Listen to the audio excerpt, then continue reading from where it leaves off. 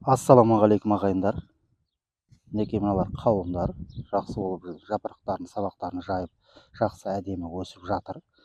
Енді бұны жаңағыдай еккен кезде дәннен жаңағыдай шыға ма шықпай ма деп 3-4 дәннен егіп тастайсың, содан кейін 3-4-еуі шығып, 2-3 құлақ болған кездері оны бірлейміз. Оның кезінде бірледік, жаңағыдай 3-4-еуі бір жерден шықса, соның біреуін қалдырып, арасын 30-40 сантиметрден біреуден қалдырдық кезінде. Жаңағыдай жақсы сапалы өнім алу мақсатында.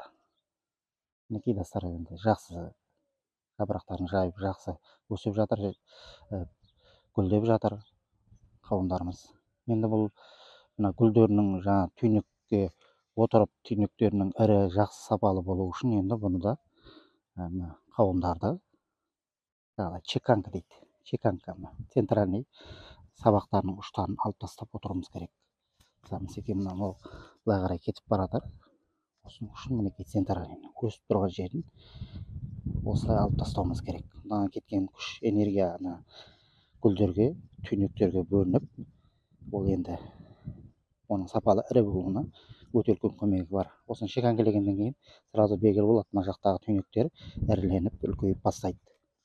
Осындай ұштарындағының бәрін осылай алып тастап отыруымыз керек. Центральный сабақтар. Бұл былай қарай өсіп кете береді. Алып тастап отырмасаңыз. Осындай болып жапырақтар, сабақтар жайылып, осындай үлкен болып, нормы жақсы болғаннан кейін, осылай қалғанын алып тастап отырсаңыз болады. Қалған күшті энергияны түйнегіне бөлу үшін осындай ұштарын чеканкілеп алып тастап отыруымыз керек, достар. Бақшаңызда қауындарыңыз, қарбыздарыңыз қайда болса, осылай алып тастап отыруыңыз керек. Оған кеткен энергия, күш